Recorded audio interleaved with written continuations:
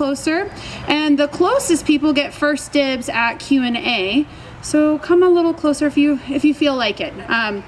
All right, so my name's Jess Mears. I'm the Deputy Campaign Manager, and I also have another hat because if you are a Libertarian Party activist, raise your hands. I would like to see my family out there. Okay, all these people know how this life goes. You never just have one job, you have a whole bunch. So I work for the National Libertarian Party, and I'm also working for the campaign. What I'm doing out here on the road with our candidates is I have a request for you. How many of you have one of these cards? It's a hint. Anybody know what it is? Lifetime? Well, it is a lifetime membership card. Yes, that's right. But if you don't know what a lifetime membership is, then what else is this? Yes, I am a member of the National Libertarian Party. I joined back in 2008. A gentleman who was the state chair of the party at the time told me, Jess, you have to join the party. And I said, I don't want to do that. I would rather spend my money at Chipotle. I'm a broke college student. But he guilted me into it. I decided to put $25 in to become a member of the National Libertarian Party, and I don't regret those 5 Chipotle visits that I couldn't have. And due to inflation, now it's probably only 3 or 4. So I'm asking you today to spare 3 or 4 Chipotle visits and join the National Libertarian Party. If you're not already a member, that somebody should have brought around a form for you to fill out, as well as an ill-fitting envelope. I'm sorry, we tried our best. So you can fill out this form and donate a gift of $25 to the National Libertarian Party and sign the non-aggression principle. The non-aggression principle says that you certify that you oppose the initiation of force to achieve political or social goals. How's that sound to everyone? Oh, I must be speaking to a crowd of libertarians. Surprise. All right. So if you're not already a member, please do just consider joining us as a member. I have some reasons why you should consider joining us as a member. Who knows what it takes to run a political party? Shout it out. Money! Money! And why do we need money? For drugs. Thanks, Chris. All right, we need money because we need to elect libertarians. And if you don't think already that we need to elect more libertarians, we have some speakers tonight that I know are going to convince you. So we have Kara Scholes, a city councilor here in this very city that we're standing in. We have, I know, she's awesome. So you'll be hearing from her. You'll be hearing from Mr. Cohen. You're going to be hearing from real libertarians that have ran for office, are currently elected for office, are currently running for office. And so I would like for you to support them. When you join the national party, your state party, your local party, you're supporting our work to elect candidates. That's all we do. All we do is try to get people elected to office, and it does require resources. We operate on about a $1.5 million a year budget on average. That's not a lot of resources, but with every one of you joining, and I'm not only making this pitch in Minnesota, I'm going around, we are visiting, let's see, I think 47 states this year. Considering that it is a pandemic, I'm really proud of the fact that we are coming out to 47 states. I went to Alaska, and I'm trying my best to get the campaign to agree to go to Hawaii to get us to 48. So I'm really proud of the fact that we're holding safe events, we're meeting voters in the public, and our candidates are still traveling. So I'm really, really excited to be able to share with libertarians and non-libertarians all across the country why we need you as part of our movement. That's the whole strategy behind this campaign, is to grow the movement, to feature people like Kara and other candidates at these events, so you can hear from the people that are going to be on your ballot, not only at the very, very top, but also at the very, very bottom. So please do consider joining us as a national party member. I asked you, why do we need resources? Why am I asking you for a gift of $25? We do need your financial contribution to do the work that we need to do. So how many states are the Jorgensen Cohen campaign? How many states are we going to be on the ballot this year? Oh, they've got you guys well trained in Minnesota. We are going to be 50 state plus DC. Every single American is going to have the opportunity to vote for Dr. Jorgensen and Spike Cohen. And we decided that that wasn't enough. We even went for Guam this year. So voters in Guam, shout out to them. And then not only are we on all ballots in all 50 states plus DC and Guam, we are also making some history this year. Dr. Jorgensen is the first woman to ever appear twice in a lifetime on all 50 state plus DC ballots.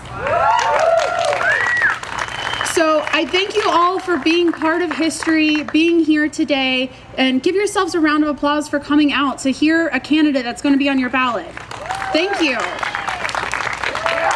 Thank you for being part of the process. Thank you for coming to meet the person that you're going to be voting for. It's a rare and special treat, and I'm delighted to have Mr. Cohen here. So please consider, when you are leaving today, dropping off a filled out one of these forms at one of these tables here. Our volunteers, where are they? Wave volunteers.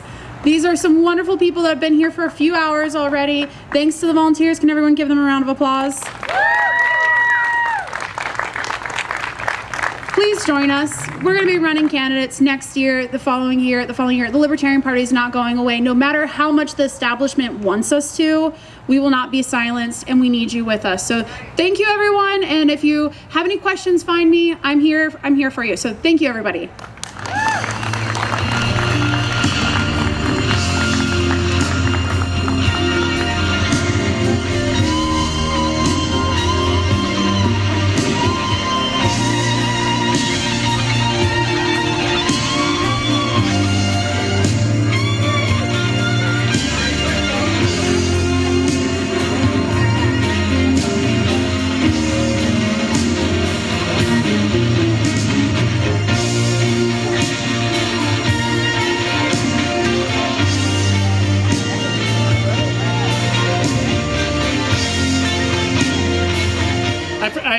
I got a few notes. I know people don't like me using note cards, Matt, but I'm going to. I wrote a few notes down. So the masks, the social distancing, please. You know, Kara went through a lot of work to get us these permits, so we don't want to get fined from the state, even though we're libertarians, so F the state. But thanks, yeah, that's right. They're the problem, we're the solution.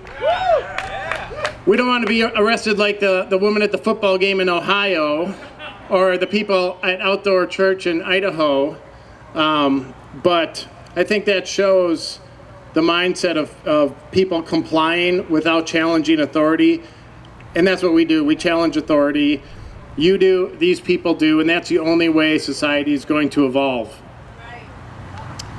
I do want to take a few minutes before I introduce our speakers to talk about 2020 is a painful year. It's a year of death.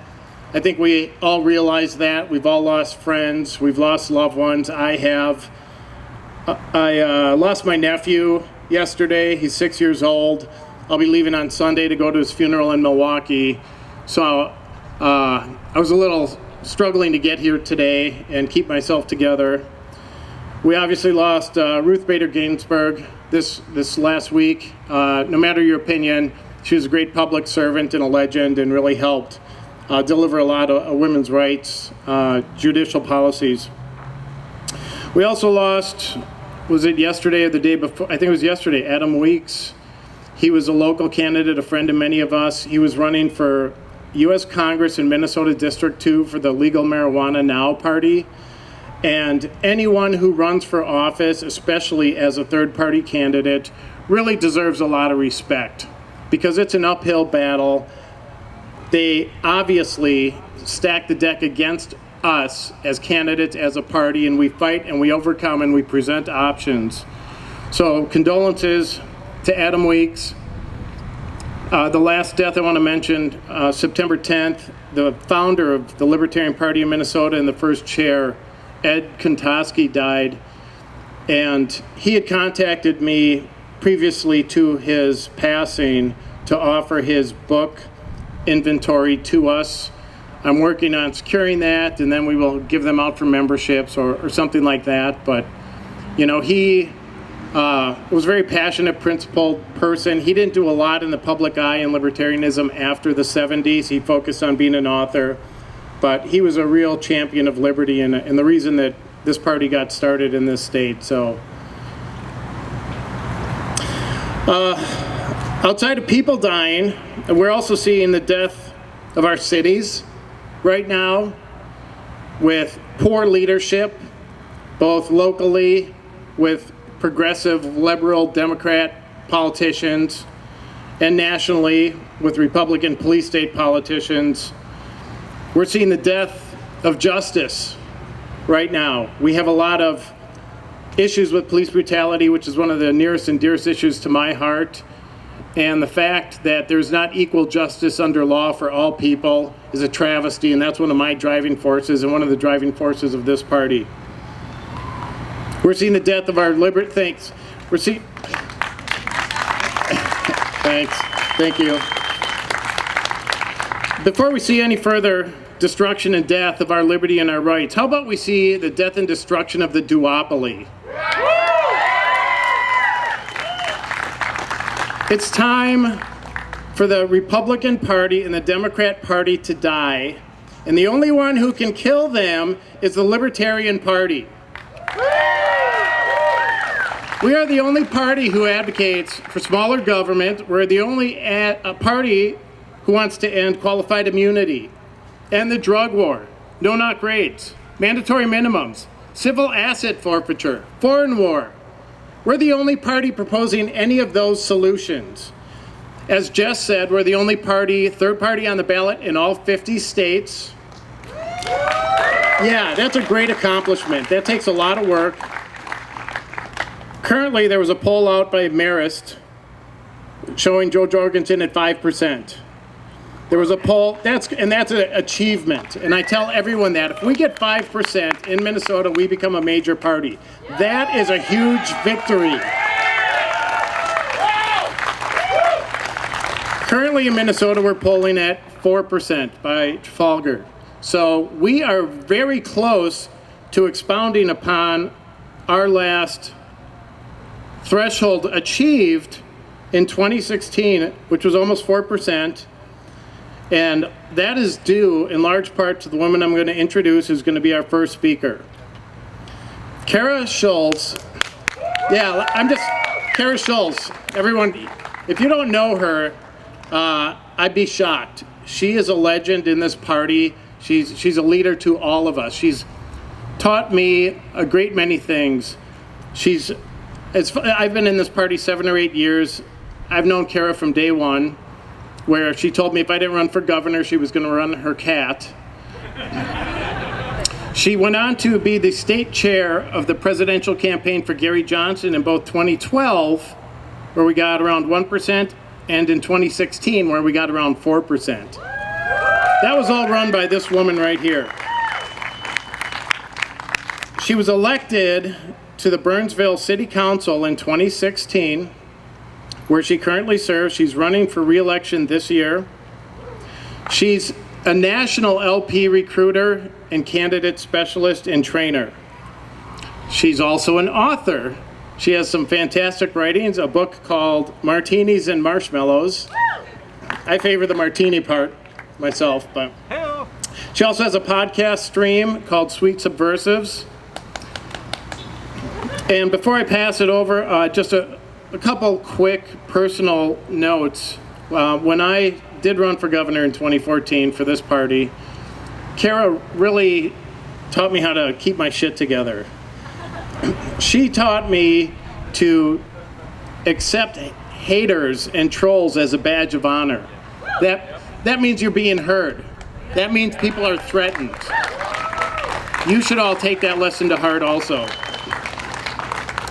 In 2016, she joined me at several protests when Philando Castile was killed at the governor's mansion, and she brought refreshments like that table over there. She would make baked goods. She'd bring pop, and we would hand it out to protesters and take care of them.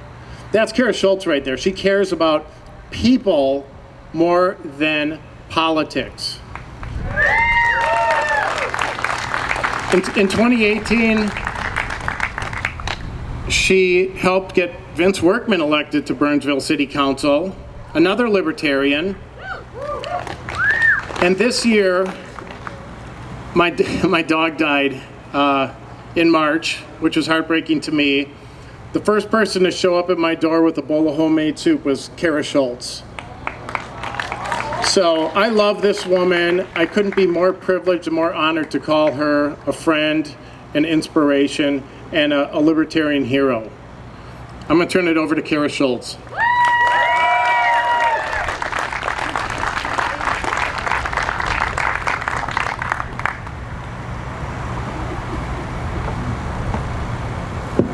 He's such a jerk. He's trying to make me cry before I have to talk. First of all, I wanted to thank you all for coming and welcome you to Burnsville. This is truly a beautiful city, and I'm happy that you're able to be here today. As Chris said, I do have the honor of serving on the Burnsville City Council, and I am one of those rarest of animals, a libertarian that's going to be reelected.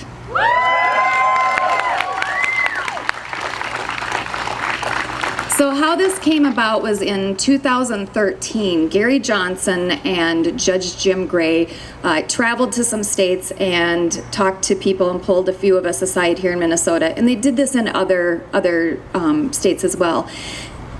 And they asked us to run for office. Specifically to run for local office, because local office is where you can most directly impact people's daily lives. Now, I had not ever considered running for office. But then again, no one had ever asked me.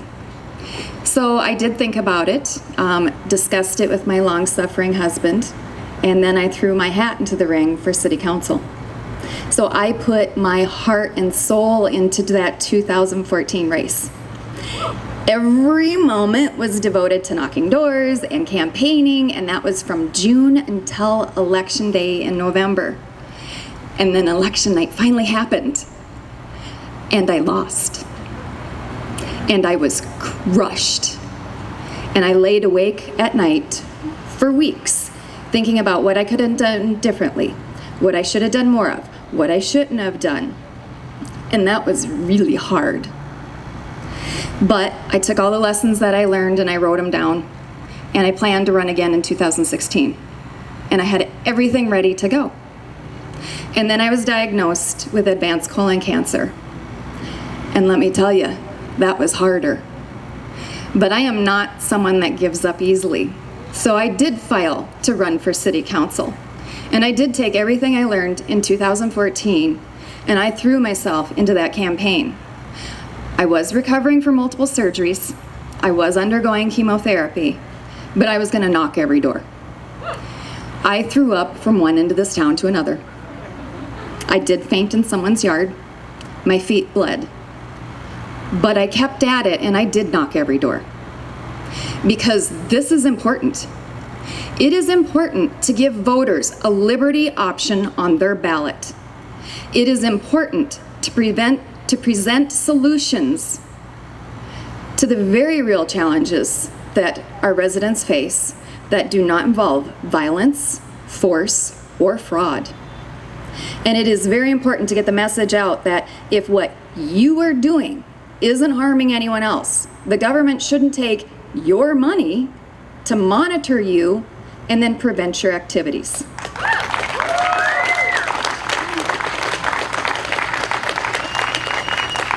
And that is a message that resonated with voters. And this time I won. So now I'm going to ask you,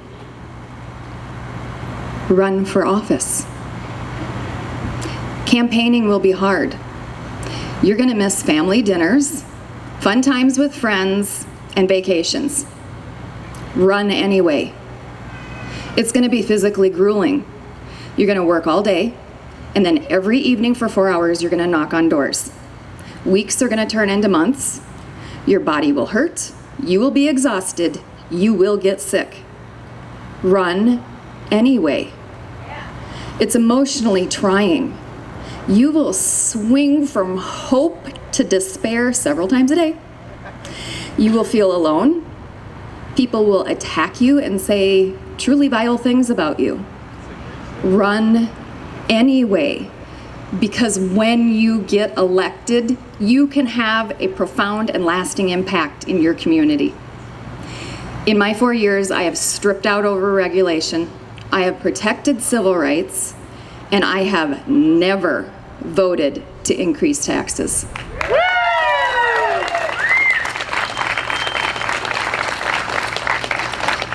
I have blocked government from closing down a church who did not have a permit and who opened their doors in the depths of winter to people who are homeless. Just this week, I was able to push through additional funding, additional help for businesses that were on the verge of closing due to excessive and never-ending executive orders. Now, this help, this grant, was in the form of funds taken by our federal government, but they were taken from these very businesses. And unlike other city governments all around us who kept 90% of this stolen money for themselves, Burnsville is giving back these stolen funds to the people that it was stolen from. You know, it used to be that government broke your legs and then gave you a crutch. Now they don't even want to give you the crutch. And that's why we need more libertarians in local office, demonstrating what it looks like when libertarians govern. For example, Rich Manzo, he was elected to the Jefftown, New Hampshire budget committee, a budget committee, right? But in just 2 years, he was able to reduce the town budget and he saved residents millions of dollars.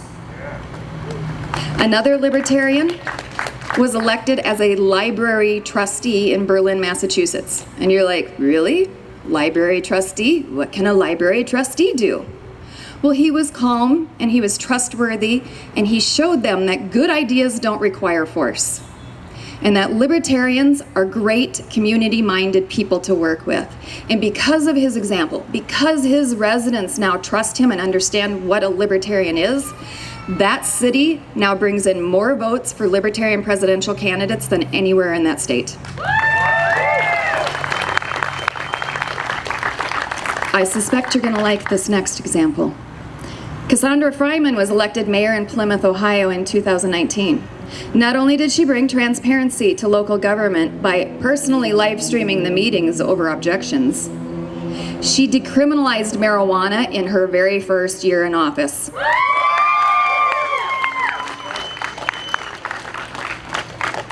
So yeah, running for office is hard.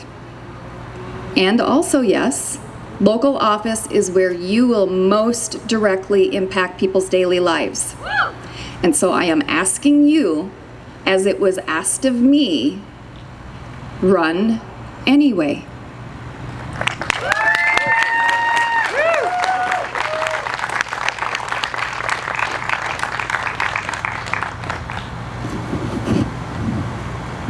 I was busy taking selfies over there. I missed the... that was great. Thank you so much, Kara, for everything you've done. And you people in Burnsville are lucky to have her. We in the Libertarian Party are lucky to have her.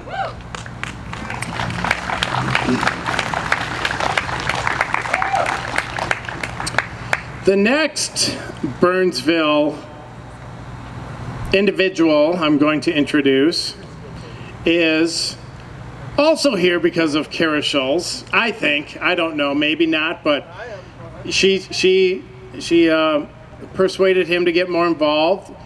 He answered the call that Kara just made to everyone, and his name is Chris Claviter.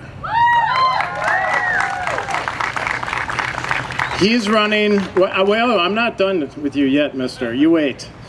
He's running for mayor of Burnsville.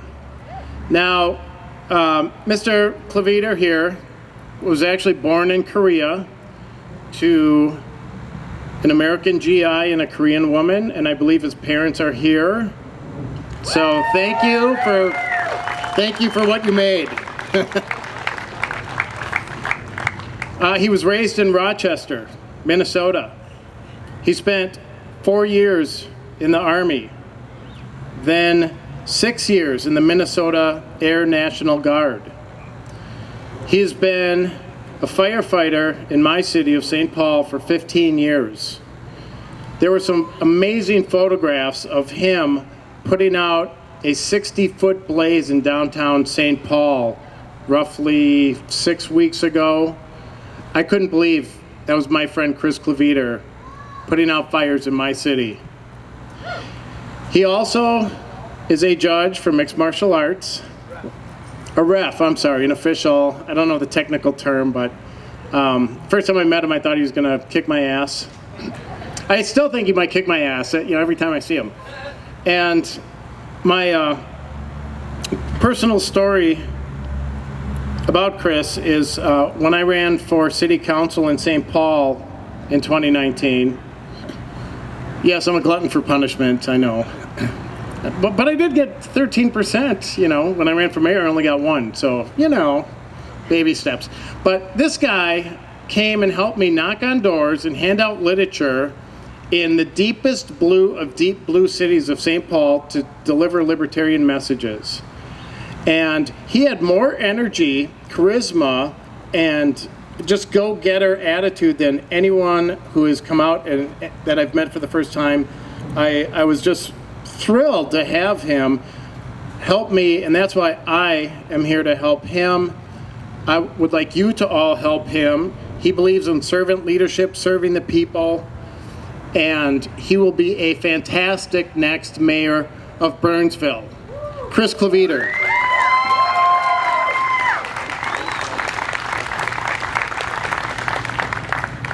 Thank you, everyone. Thank you to Chris Holbrook. Thank you to Kara Schultz. Many of us would not be here if it wasn't for her. And thank you to Spike Cohen and Jo Jorgensen for giving us this time.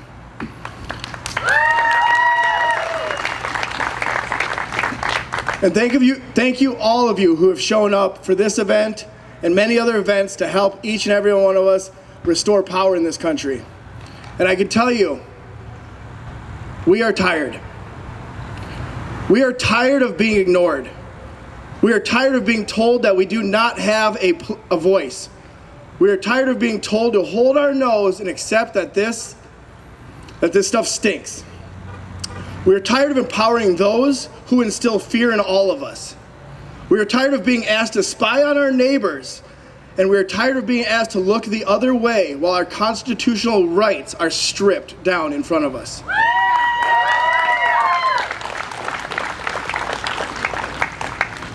We are tired of being told it is not our time while the sins of the past continue to oppress our friends and our neighbors.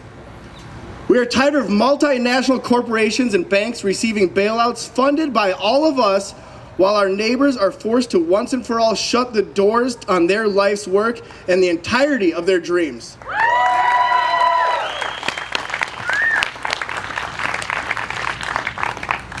We are tired of politicians that appoint pay raises for themselves while asking each of us to reach deeper into our own pockets. We are tired of the oligarchy that refuses to listen to dissent. They refuse to hear our criticisms, and when our criticisms become demands, they attack us. They attack us for demanding an end to oppression, and we are tired of it.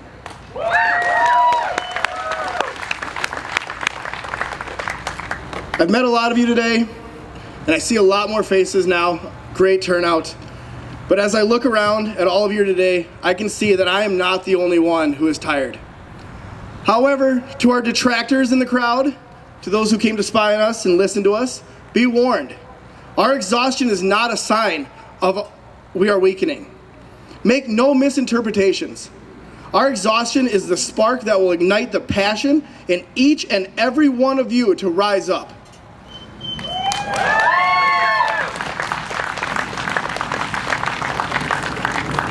Together as a nation, the large majority of us, a greater majority than turns out for the votes, agreed that we want mental health care first responders. And what did politicians do? They gave us roundabout safe answers when none of us felt safe. We made a demand as a people, and they used it to divide us once again. They used the disenfranchised radicals on the far right and the far left as representatives of all of us, so they could stoke the flames of violence once more. They did this for the same reason they sent us to war just a few short years ago. It was always about staying in power. It is time to hold those who divide us accountable once and for all.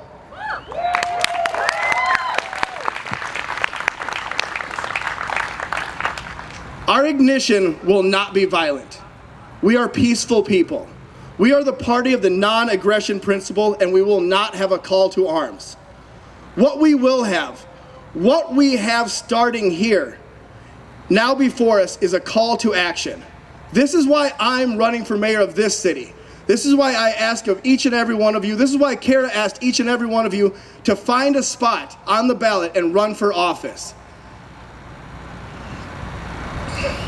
Voting is simply not enough. The time has come to challenge the authority for their positions. It is time to take the reins of power from a tradition of abuse and corruption. Please, promise me today that you will take an oath to work together, to challenge each other and to grow together so that we can rise up and begin a new chapter in an American dream. A chapter which begins with a fight for true equality across all of America. I know this will happen because we may be tired, but we welcome hard work. Every single libertarian I know wants to work. We are just tired of half of our efforts, half of our pay, being used to support the ruling class that weighs down on us.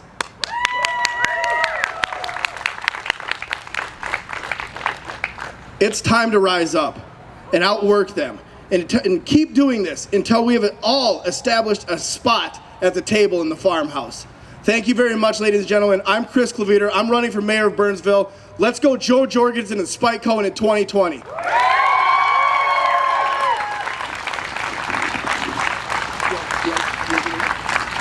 I got my own microphone. That's great. We're gonna hug and do other stuff later. I'm just trying to do the elbow bump to be, socially proper. I was going to say some outrageous things, but I mean, they just naturally come out, so I'm not going to try to. They just happen.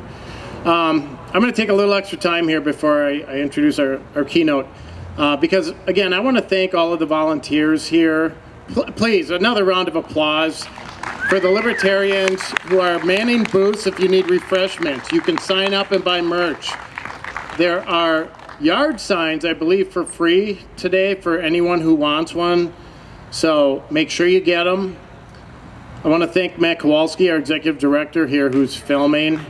He doesn't get enough applause, this guy right here. He works his ass off for all of us. And I'm going to tell a quick story about Jo Jorgensen. Unfortunately, she came down ill. Last night we were informed about 10 p.m. She was not going to make this trip based on health advice. But thank God Spike is.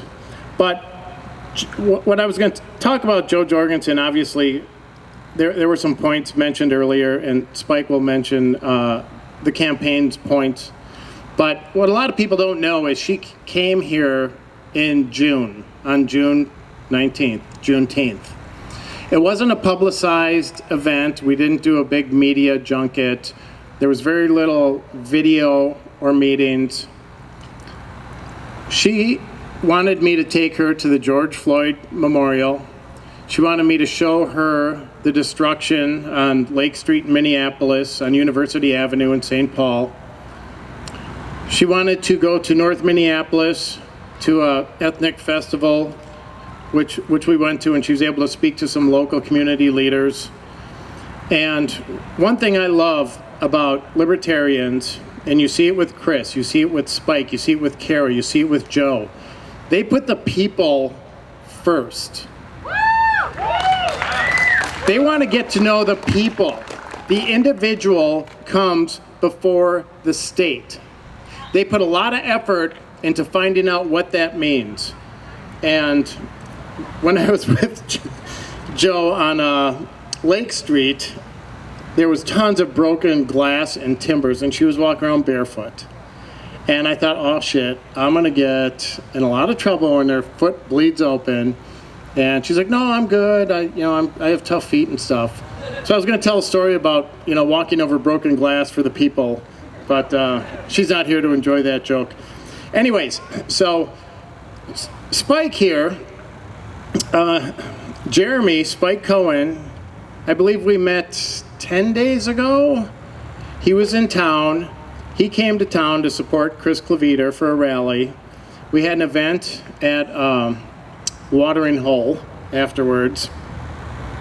But I, for the first time, met him and learned a great deal about him and his intelligence and his passion and his compassion. This guy was born in Baltimore, Maryland. At the age of 3, this is from his Wikipedia page.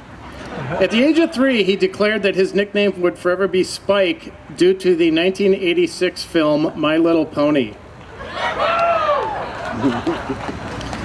He became a young tech entrepreneur, and I asked him if I could mention this. In 2016, he was diagnosed with multiple sclerosis, which led him to the selling of his web development business so he could focus on what mattered most to him, which was libertarian activism. He currently has a podcast called Muddled Waters. Muddied Waters? I'm sorry, I'm not a podcast specialist, but Muddied Waters Media. He was married in 2010 to Tasha, and I met her at this establishment. And but before I turn this over and he talks about the principles of self-sovereignty and non-aggression and voluntary solutions and property rights, which we all support, obviously. It was amazing, and I hope this isn't offensive, but when his wife walked in that bar, I thought, wow, that woman is smoking. And my wife's not here, so, she... and I went up and talked to her, of course, and I find out she's married to this guy. I'm like, what? Really? And she just told me this story about the light that comes out of this man when he's talking about liberty principles. And she has rarely seen that light brighter than she's seen it right now, and that's why she fell in love with him. And I think you're all going to fall in love with him too. Jeremy Spike Cohen.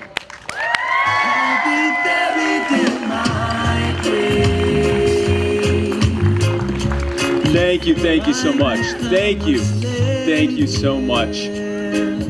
Burnsville, Minnesota. That's right. No, it's okay. You can applaud your name. Who here is ready to take the power back? Who here is ready to end the Republican gravy train, not just in D.C., but in every state in the union? Who here is ready to build a future for our children and their children and their children that is freer and safer and healthier and more prosperous than we have now? Well, folks, that's why Jo Jorgensen and I are running for president and vice president, because we've seen what has happened with the Republicans and Democrats having total control of every lever of power in government for over 160 years. They've used that control to steal your power, to steal your freedom, to steal your ability to make decisions for yourselves and your families and communities, and of course, to steal your money. The reason that Jo and I are running is because we recognize that the best way for us to move forward and to have that prosperity and to have that freedom and to have that happiness is for us to take that power back and take that freedom back and take that money back, and that's why we're running. Folks, who here is sick and tired of watching their loved ones, their family members, maybe even yourselves, sign up and swear to protect the Constitution and the American people against all enemies, foreign and domestic, only to be sent overseas by those same domestic enemies to fight and kill and potentially die on behalf of military contractors and central bankers and foreign dictators? And who here is sick and tired of watching those same people that signed up to fight on our behalf, if they're fortunate enough not to come home in a flag-draped casket, being subjected to the worst form of healthcare in this country, the Veterans Administration? Who here is sick and tired of watching the cost of living spiraling out of control and the gap between those who have and those who do not have continuing to worsen and widen because of disastrous economic policies from the Republicans and Democrats?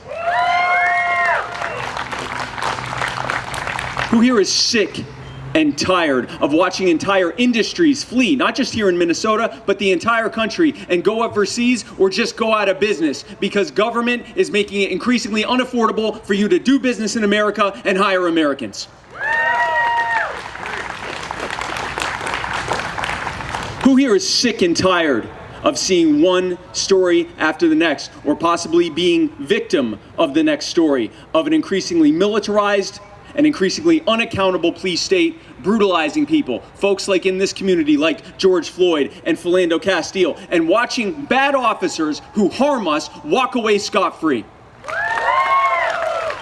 And who here is sick and tired of watching that same militarized police state tell you, the American people, what kind of guns you should be allowed to have to protect yourselves and your families and your communities while they go buy any kind of weaponry they want and stick you with the bill for it?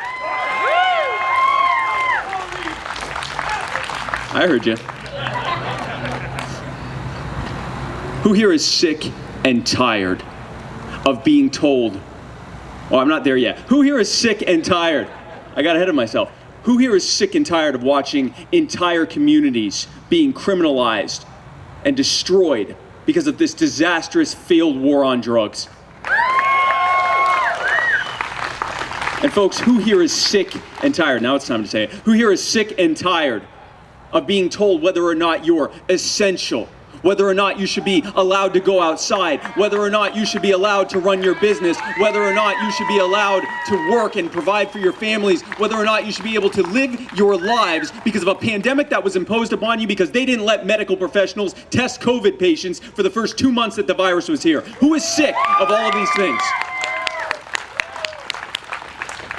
Folks, I'm as sick of it as you are. That's why I'm running. I'm not a career politician. I've never run for office before. And the reason that I'm running is because I'm sick and tired of seeing these things happen. And that's why Joe is running as well, because we recognize that the only way we are going to stop these things is by replacing these people with libertarians. Not just voting third party to get new people in office or get some new party in office, but to actual policy changes, to end the Fed, to end the IRS, to end the ATF, to end the DEA, to end police brutality, to end qualified immunity and the war on drugs and civil asset forfeiture and mandatory minimum sentencing and no-knock raids and cash bail and every other terrible Republican policy that they have imposed upon you and robbed you to pay for. That is why we are voting for Jo Jorgensen. And folks, let's be clear.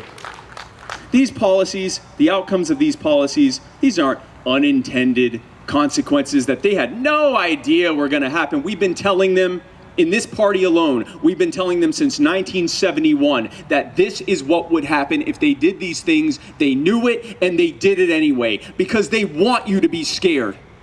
They want you to be anxious.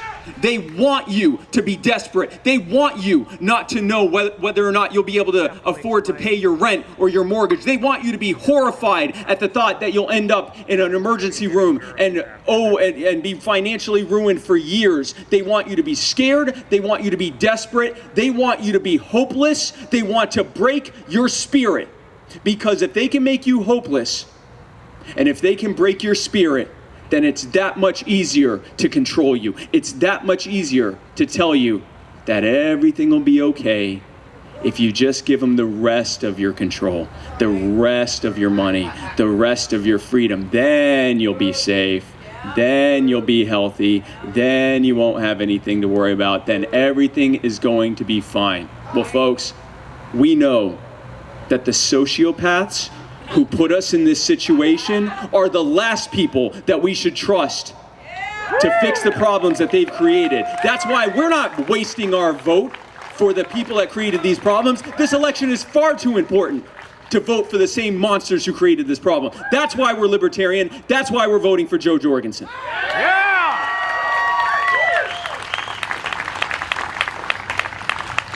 Now, folks, before I talk about my running mate, let me take a moment to talk about the folks who are asking you to waste your vote. Let's talk for a minute about Joe Biden. Oh, so you've heard of him. Joe Biden, name a policy you hate: the war on drugs, the militarized police state, police brutality, the endless wars overseas. He's either signed it or sponsored it or written it into law or overseen its enforcement during his 8 years in the White House. Joe Biden is the architect of every bad policy to come out of Washington, D.C. in the nearly 50 years he has been there, when he's not busy sniffing children or trying to make women kiss him. And how appropriate that one of the architects of the militarized police state would choose as his running mate its most brutal enforcer. Let's talk for a moment about Kamala Harris.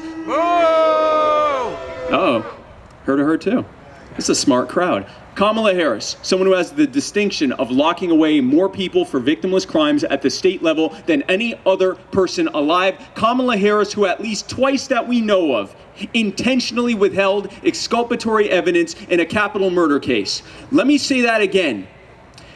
She knew that the person she and her office, at least twice, the person that she and her office were prosecuting for murder did not commit the crime, and she continued to try to have them executed and even withheld evidence that demonstrated that they more than likely didn't do it. Why? So that it wouldn't lower her conviction record. These are the folks that the Democrat Party have asked you to throw your vote away for. Now, while we're at it, let's talk about the other wing of that plane crash. Let's talk about Donald Trump. He's got a small penis. Say, stop leading my speech, pal. That's Donald Trump, lifelong crony. This is a man who has used the power of government to enrich himself at the expense of everyone else around him. Whether we're talking about using eminent domain to force widows to sell their properties to him when they did not want to sell to him, to build his next failed casino project, and when that casino project would fail, using the bankruptcy courts to make sure that he unloaded as much of the debt as he could on his poor investors and keep as much of the profit as he could for himself. Donald Trump, a man that said that he would drain the swamp only to become the king of the swamp creatures. He said that he would lower government spending, and instead, we just found out that this year, the federal government is going to spend $6.6 trillion, nearly twice as much as Barack Obama even spent in any single year. Yay, new record. Donald Trump, a man who said that he would end the entire national debt, and instead he has run up more debt in less than one full term than any president before him, including Barack Obama, who had nearly doubled the debt in 2 terms. Trump has beaten that record in less than 1 term. Donald Trump, a man who said that he would end this wars overseas and bring the troops home, and instead there are 15,000 more troops overseas now than there were when he got into office. Donald Trump, who said that he would protect our right to keep and bear arms. And he, with help from the NRA, have gone instead to pass more gun control regulations and executive orders than the last 5 presidents before you.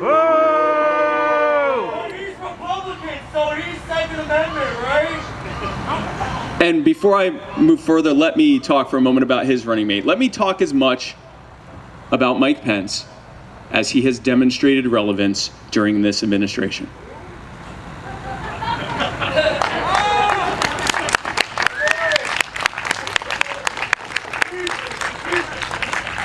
I'm sorry, I forgot what I was talking about. I'm so sorry. That never happens. That never happens. Now, that's who the Republicans have asked you to throw your vote away for and to waste your vote. Let's talk for a moment about someone who is not a wasted vote. Let's talk about Dr. Jo Jorgensen. Let's talk about Jo Jorgensen, a brilliant self-made entrepreneur, a woman who we don't have to worry whether or not she's going to pass a cognitive test, because apparently that's a thing now that we have to worry about with other candidates. Jo Jorgensen, someone who is ready to lead from day one, not by taking control of your life or taking more power from you, but just the opposite, giving you your control back. Because Jo and I recognize that the best way that you're going to thrive, the best way your communities are going to grow and prosper, the best way that you're going to live safer and healthier lives is for you to have your power and your wealth and your freedom and your money back where it belonged, always in your hands where it always belonged.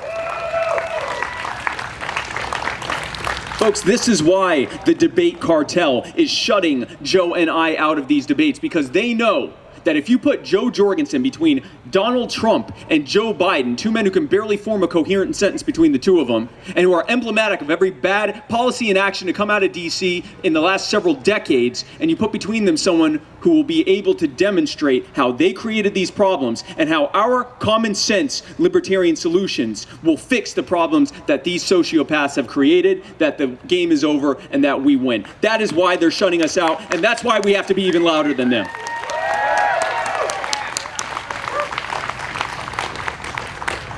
Folks, Jo and I, the Libertarian Party of Minnesota, folks like Chris, and there were only two Chris's, Chris, and Kara, and people across this country, we are working to build an army for human liberty, and we need your help. If you haven't done so already, I ask you to join the Libertarian Party. Go to lp.org and sign up today to join the party. It is the Libertarian Party that is the bulwark against the Republicrats and their aims to take even more from you, to make your life even harder than it is now, to make it harder and harder and harder for you and your children and their children. It is the Libertarian Party that wants to do the opposite. Put it back in your hands. Give you your money back. Give you your power back. Let you thrive. Let you live your life, and stop making it so hard so that you can grow in ways that they would never allow it. So join the Libertarian Party today. And once you've done that, go talk to one of these volunteers here, or to Kara, or to Chris, and ask them about joining the state party, joining the Libertarian Party of Minnesota, because that's where it's happening on the grassroots level. It is at the grassroots level that we are influencing our friends and our neighbors and our colleagues and our family members and loved ones, and telling them the message of liberty, and telling them why we are libertarians, why we believe that maximizing human freedom is the way forward for our communities and our society and our country. It is in the grassroots level where those things happen. So I ask you to join that as well. And once you've done that, I ask you to go to jo20.com, and we have a volunteer form that we would love to have you fill out. And if you're able to make a contribution, either online or today, then I would greatly appreciate it, because it is what we need to be able to continue to do bus tours like this. It is what we need to be able to go around the country to visit all or most of the 50 states at a time when our opponents are hiding in their bunkers and their basements from the American people who are out in the streets literally protesting the intended outcomes of their policies. We are here talking to the people in the streets about it and how we can fix it with libertarian ideals, and we need your help to be able to do that. Because folks, unlike the Republicans and Democrats, we aren't going to rob you to pay for our campaign. You may not know this, but Republicans and Democrats receive something called federal matching funds, which means basically that they rob you with income taxes, because all taxation, as we know, is theft. I know how to do an applause line. They rob you to help pay for their campaigns, because they don't just think that they're entitled to your vote. They don't just think they're entitled to your support. They think they're entitled to your money to pay for their campaigns. Folks, the Libertarian Party has never taken a penny of matching funds, and we never will, because we believe that if we're going to get your money and your vote and support, it isn't because we've forced you into it, or scared you into it, or coerced you into it, or used the IRS to hold a gun to your head and force you to do it. It's because we earned it. We want to earn your support. We want to earn your vote, and we want to earn whatever contribution you're able to make. And if we have earned it today, I ask you to give what you can to be able to help us continue to spread the message of liberty, not just here, but around the country.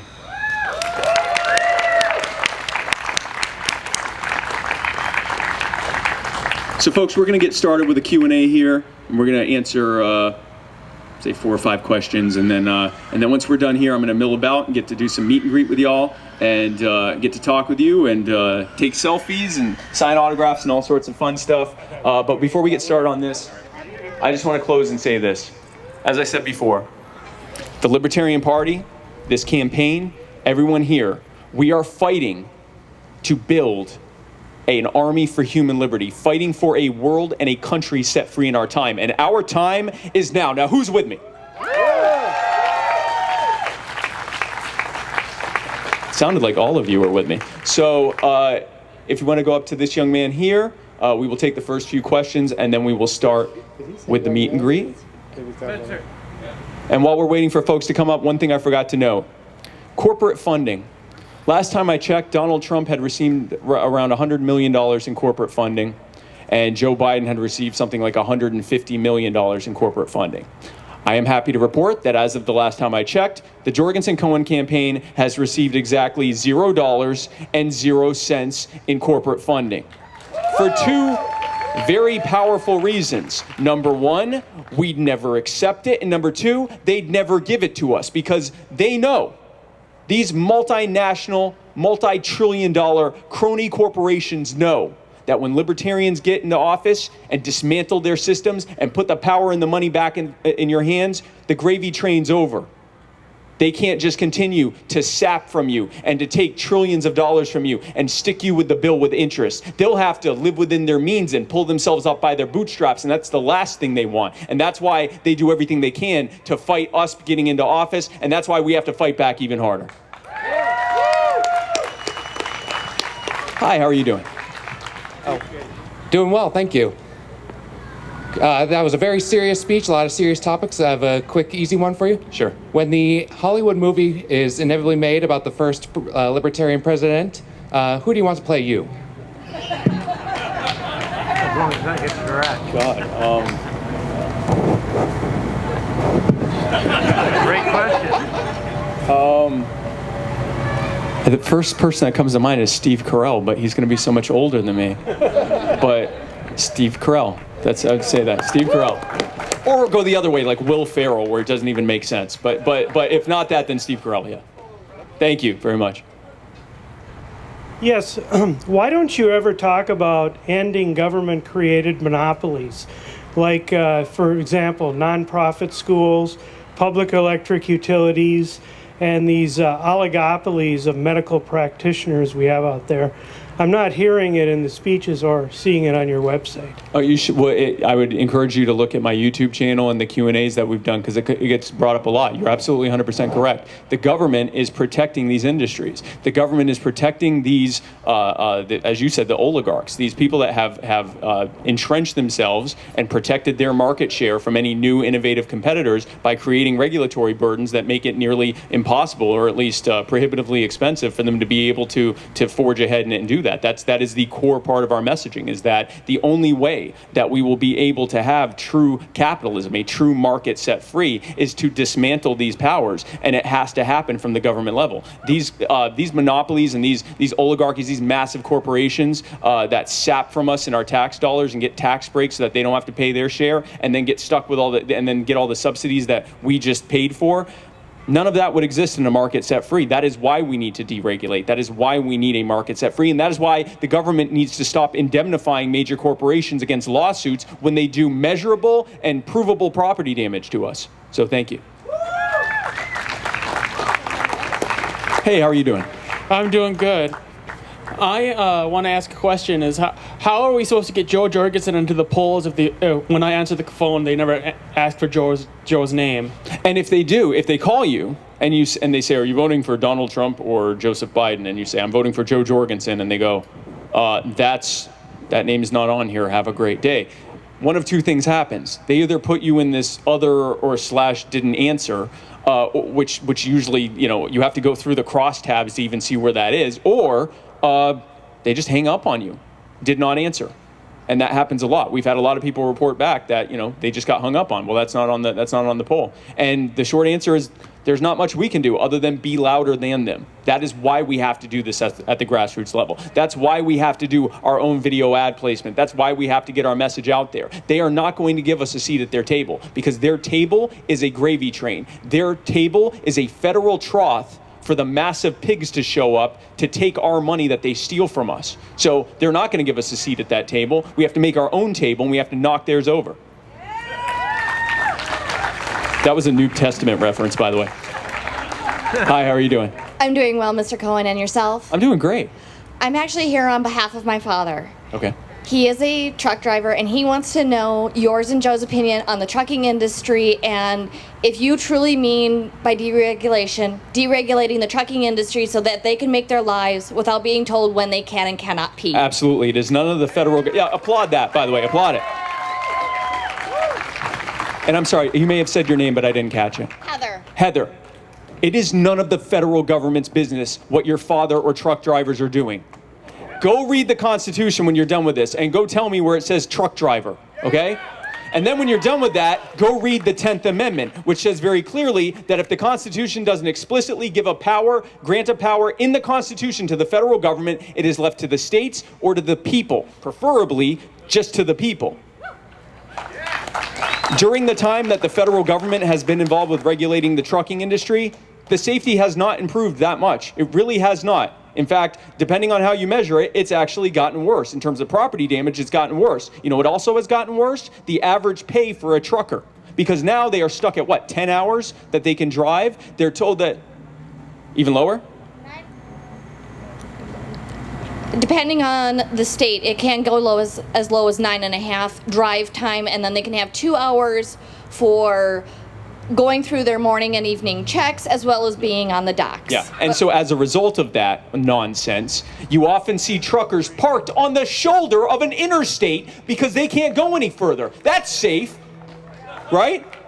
You know, for their safety. Just park on this little gravel area while people drive by 70 miles an hour. That's way safer than you driving another 20 minutes to a rest stop. This is what happens when the federal government gets involved. And truckers, their livelihood has plummeted. You have seen truckers that are driving illegally that just show up and go, I'm not getting any of these permits, and I'm driving as long as I want, so I can charge less, which puts truckers that want to do it the legal way either out of business or forced to take on more and more loads and make less and less money. It is none of the federal government's business what truckers are doing, and if there is to be any role in the Department of Transportation, it should not be in that. That should absolutely, your father should be free to truck as he wants, because frankly, truckers are exponentially safer drivers. They're far better trained, and it's none of the federal government's business in the first place. So yes, we would completely deregulate that to zero.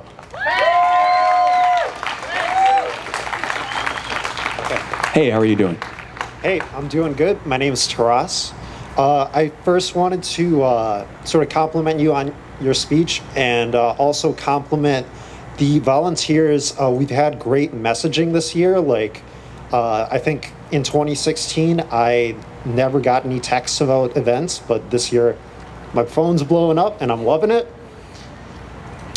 So the question I wanted to ask is, where are we looking for growth opportunities in terms of picking up new voters and supporters, and how are we sort of changing our message? How are we changing our messaging to appeal to, you know, urban voters or folks out in the country, things like that? So, and that's a great. You said your name is Ross. Taras. Okay. Taras. Okay, Taras. Yeah. Thank you. Ross is fine. No, your name is Taras, I'll call you Taras. But thank you for your question, and that's an excellent question. We are doing exactly that. We are reaching out. Our strategy in terms of outreach and new growth is don't leave a single chip on the table. Leave it all out on the court. That was two sports. That was a poker and a basketball reference combined.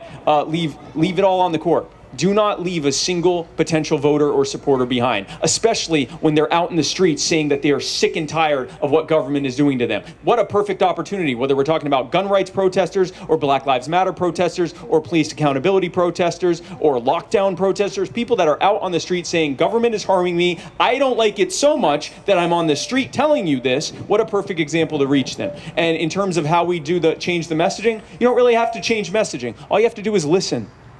One thing I learned in over 20 years of running my business, which was largely a sales role, I was selling my business and my wares to different companies and to different clients. And what I learned is that the way that you can show people what it is that you have to offer is to listen to them first. Because A, they don't know a thing about you and have no idea what you're on about, and they're a little bit suspicious of you to begin with. And B, once they start talking to you and telling you what their issues are, they are creating bonds there. They are already associating you with someone who is sympathetic and empathetic. empathetic and cares about them. And while that's happening, you're hearing what it is they care about so that you can effectively message to them. And that's what we're doing. We listen to what their concerns are, we validate and empathize those concerns, and then once we have shown that we understand what they're going through and that we care, then we can take them on the journey for how maximized human liberty is the way forward in every single aspect of our lives. That is how we do it. That is how we go from 3.25% in the last election to the 35+% that we'll need to actually win the Electoral College. That's how we do it. Go to where they are in their spaces and from their precepts, listen to what they're saying, empathize with them, and then take them on the journey for how human liberty is the way forward for all of us. Thank you. Hey, how are you doing? Hi, my name is Janine, and I'm from Maple Grove. And Maple Grove. Yeah. I wanted to get your input on how you feel about negative income tax and using that as a welfare replacement tool. I am a big fan of Milton Friedman, who was an old school libertarian. And I just want your opinion on that. Whether it's sometimes it's called universal basic income, UBI or negative income tax. Yeah. So here's the thing. So I think there's the potential short term to use these types of things to streamline the way that the social safety net exists. Because right now we are not running to get rid of the social safety net. We're running to put the ladders back so people can climb out of it, because 99% of the people in it don't want to be there. I've gone to housing projects and talked to folks who own nothing, and yet they have these little, they call them side hustles, but they're businesses. And because they can't afford the tens of thousands of dollars in licensing fees and zoning fees and everything else to do it legally, they just do it on the side, and it's enough to put some money in their pocket, but not enough to actually grow a business. They're literally not allowed to market. And I can tell you from 20 years in business, marketing is where it's at. They can't do it, because if they do, the police show up with civil asset forfeiture and take everything from them. They don't want to be there. So we put the ladders back and they climb out of it. In the meantime, these are types of things that, negative income tax, UBI, potentially are ways to streamline the social safety net so that instead of means testing, we're just providing a basic level of relief. Here's where the problem comes in. It was Janine, right? Here's where the problem comes in, Janine.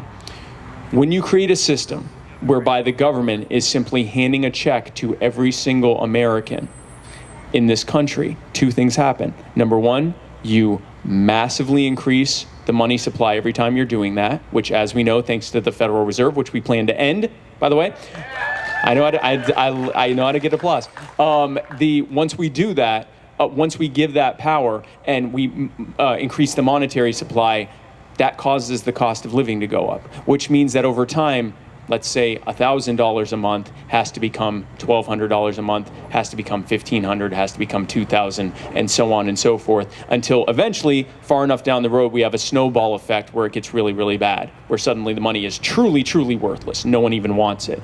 Here's the other thing that happens. When you give government, when you give politicians the ability to campaign on one single issue, how much of a check they're going to give you, that's all they're going to talk about. You're going to have me sitting here saying we need to maximize human freedom and liberty and give the power back to people, and you're going to have two other people saying, I'm going to give you $5,000 a month. And then you're going to have another politician going, that guy doesn't care about you. I'm going to give you $10,000 a month. And when you create that, you are creating the ultimate federal trough where they can just literally buy people's votes directly through that. So those are my concerns with those types of plans long term. The issue that we are facing, why so many people need it in the first place, over and above those regulatory burdens that make it so hard for people to move up the economic ladder, to move out of poverty, is also the fact that the federal government controls our currency. Which means that since the Federal Reserve was created in 1913, your money has lost 98% of its value.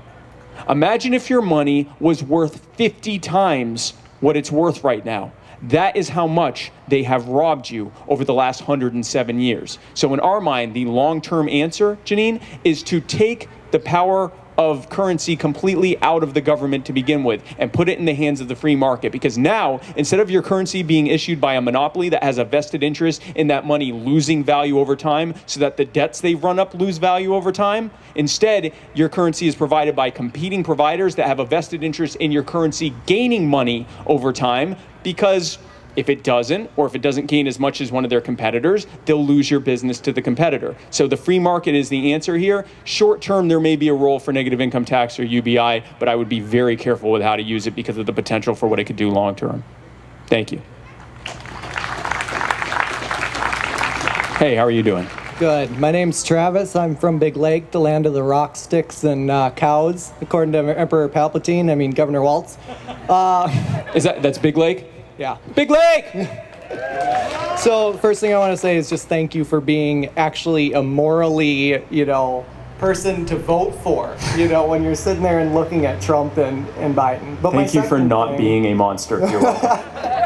The second thing is, we talk about ending victimless crimes. Yes. So that's coming down to physical, financial stuff like that. Mm-hmm. What about like emotional crimes that, it's kind of hard to go about? Let's say the guy that scares the woman, down the alley, or her boyfriend that's threatening to kill her but doesn't physically or financially harm her. So, you gave some pretty stark examples of where you're, a threat of violence or a terrorist threat or something like that, I would argue is not a victimless crime because you're literally like threatening to murder someone. It gets a little more murky with someone just being like a bully or something like that. And the short answer is that's really needs to be determined by those individual communities. And I'm not saying that as just a sloth off of your answer. I'm saying that because I'm running for federal office and I don't think the federal government should be involved at all. In my personal opinion, in my community, how I would want it to look is that the line, and this is where it's a little bit arbitrary, would be deciding did the person who is hearing this have a legitimate reason to think that they should fear, that they should be afraid, or were they just being bothered or hurt? Because bothered or hurt, if you start calling it a crime to bother or hurt people, you go in a direction you really don't want to go in. But you have to have the line of like, does this person really believe, would they have a reasonable reason to believe that the harm was actually being caused? And it is, there's a gray area there, unfortunately. But I would tend to err on the side of if there's any question whether or not the person had a reason to believe that their life or their livelihood or whatever was in danger, erring on the side of freedom of speech and expression. But again, I believe that individual communities should be able to make that choice. That's what was intended with the framework of our country. Is instead of having this, top-down, across the board standard answer, one size fits all answer, allowing individual communities to make those kinds of tough, on the fringes types of decisions. Thank you. So folks, that is the end of our Q&A. So I'm going to start mingling and Kate's going to come up here and talk with you. But I just wanted to thank you so much. Give yourselves a round of applause for coming out. And keep it going. And we are going. Isn't Spike incredible? Let's go win this thing. Spike is amazing. Keep it going. Keep it going for him. All right. Thank you so much, Minnesota. So, as you know, it takes a lot of effort, which usually means lots of money, to get these things going, right? And we are traveling all across the country. Spike and Joe both simultaneously traveling all around the country, and we need your help. So I'm going to give you some simple instructions. There are some beautiful people that have QR codes, and they're going to wave them up in the air right now. They're all around you, behind you, in front of you. Now you can scan that QR code and you can go ahead and donate to the campaign. Please, please, please fill our bus tank. We need gas money, okay? We're hurting people. So you know what kind of money we're up against, right? Y'all know. So we need your help. This is a campaign for the people. So please, if you can, go see these beautiful people. If you have cash, you're gonna see Kathleen. She's got the Magic Joe jar right there. And if you have $50 in cash or less, you can just go drop it in the bucket and say hi. If you have $50 or more, please go to the PPE tables. We have forms that we do need you to fill out. I do have to say that, sorry. FEC regulations. But here's my challenge. So tonight, we're here in the beautiful state of Minnesota. Tomorrow, we're in Wisconsin. I want to see who's gonna put out. And I'm gonna be comparing, and I'm going to be putting it on who wins the little head-to-head competition. So open up your wallets, let us help them change hearts, minds, and get those votes. Thank you so much, Minnesota, for coming out. Now I'm asking you to put out. You can also go to jo20.com/give. Everyone's got a smartphone, so if you want to stay safe and socially distant, that's how you can also donate. Thank you so much. We'll be taking a selfie line just over here. And I'm also making a call for some volunteers to help me tear down this lovely setup we had for you this evening. Thank you guys for coming out so much. We appreciate it. I'm Jacob LaBelle. I like Spike because I've known him for a couple of years. Watch his show. He loves liberty. He will discuss anything with you at any time, politely, pleasantly. He's all around just a great guy.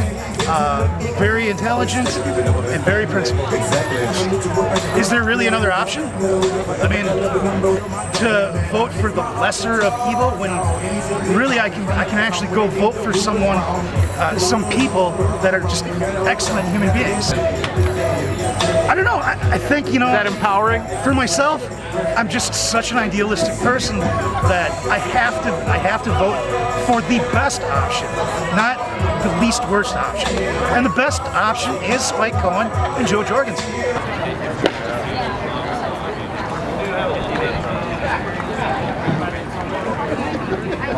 Money for the Joe jar. Where's yours?